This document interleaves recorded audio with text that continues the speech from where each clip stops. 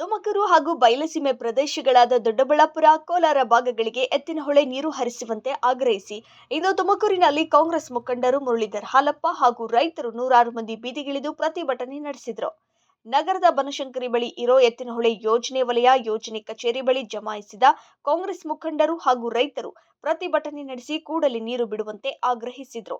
ತುಮಕೂರು ಹಾಗೂ ಕೋಲಾರ ಜಿಲ್ಲೆಗಳಿಗೆ ಕುಡಿಯುವ ನೀರು ಹಾಗೂ ರೈತರಿಗೆ ಅತ್ಯಮೂಲ್ಯವಾಗಿ ಬೇಕಿರುವ ಎತ್ತಿನಹೊಳೆ ನೀರನ್ನ ಆಶ್ರಯಿಸಿದ್ದಾರೆ. ಆದರೆ ಹಾಸನ ಜಿಲ್ಲೆ ಬೇಲೂರು ಬಳಿ 8 ಕಿಲೋಮೀಟರ್ ಅರಣ್ಯ ಪ್ರದೇಶಗಳಲ್ಲಿ ಎತ್ತಿನಹೊಳೆ ನೀರನ್ನ ತಡೆ ಹಿಡಿದಿದ್ದು, ಇದರಿಂದ ಎತ್ತಿನಹೊಳೆ ನೀರು ಹರಿಯುತ್ತಿಲ್ಲ. ಹೀಗಾಗಿ ಅಧಿಕಾರಿಗಳು ಎತ್ತುಕೊಂಡು ಸಮಸ್ಯೆ ಬಗೆಹರಿಸಿ ಎತ್ತಿನಹೊಳೆ ನೀರು ಹರಿಸುವಂತೆ ಮಾಡಬೇಕೆಂದು ಮುಖಂಡರಾದ ಮುರಳೀಧರ್ ಹಾಲಪ್ಪ ಆಗ್ರಹಿಸಿದರು. ನಮ್ಮ ಕರ್ನಾಟಕ ಸರ್ಕಾರ ಈ ಯೋಜನೆಗೆ ಕೇಂದ್ರ ಸರ್ಕಾರದ ಸಿಂಗಲ್ ಪೈಸೆನೂ ಇಲ್ಲ, ನಯಾ ಪೈಸೆನೂ ಇಲ್ಲ.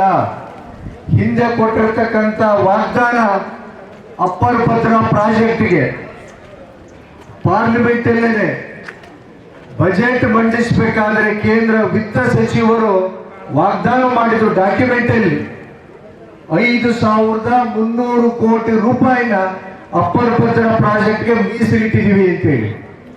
ಈಗಾಗಲೇ ನಾವು ಡಿಸೆಂಬರ್ ತಿಂಗಳಿಗೆ ಬಂದಿದ್ದೀವಿ. ಒಂದೇ ಒಂದು ಪೈಸೆ ಬಿಡಿಗಾಸು ಸಹಿತ ಈ ಪ್ರಾಜೆಕ್ಟ್ಗೆ ಇಲ್ಲಿ ತನಕ ಹಣ ಬಿಡುಗಡೆ ಆಗಿಲ್ಲ. ಅದರಲ್ಲೂ ಈ ಎತ್ತಿನ ಹೊಳೆಗೆ ಇಲ್ಲಿವರೆಗೂ ಕೇಂದ್ರ ಸರ್ಕಾರದ ಅನುದಾನ ನಯಾ ಪೈಸೆ ರೂಪಾಯಿಲ್ಲ.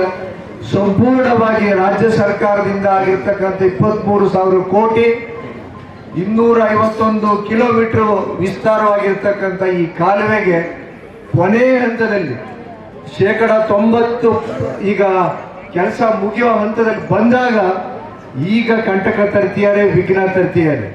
ಇದನ್ನೆಲ್ಲ ರೈತರು, ಜನಸಾಮಾನ್ಯರು ಕೆರೆಗಳಿಗೆ, ಕುಡಿಯೋ ನೀರಿಗೆ, ಅಂತರ್ಜಲಕ್ಕೆ ಅಭಿವೃದ್ಧಿ ಆಗಲಿ ಅಂತ ಮಾಡಿರ್ತಕ್ಕಂಥ ಈ ಪ್ರಾಜೆಕ್ಟ್ಗೆ ವಿಘ್ನ ತರ್ತಿರತಕ್ಕಂಥ ಕೇಂದ್ರ ಸರ್ಕಾರಕ್ಕೆ ನಾವು ಈಗ ಇದೇ 12ನೇ ತಾರೀಕು ಕೇಂದ್ರ. ಇನ್ನು ಪ್ರತಿಭಟನೆಯಲ್ಲಿ ತುಮುಲ್ ನಿರ್ದೇಶಕಿ ಭಾರತಿ ಶ್ರೀನಿವಾಸ ಸೇರಿ ನೂರಾರು ಮಂದಿ ಕಾಂಗ್ರೆಸ್ ಕಾರ್ಯಕರ್ತರು ಹಾಗೂ ರೈತರು, ಮಹಿಳೆಯರು ಭಾಗಿಯಾಗಿದ್ದರು.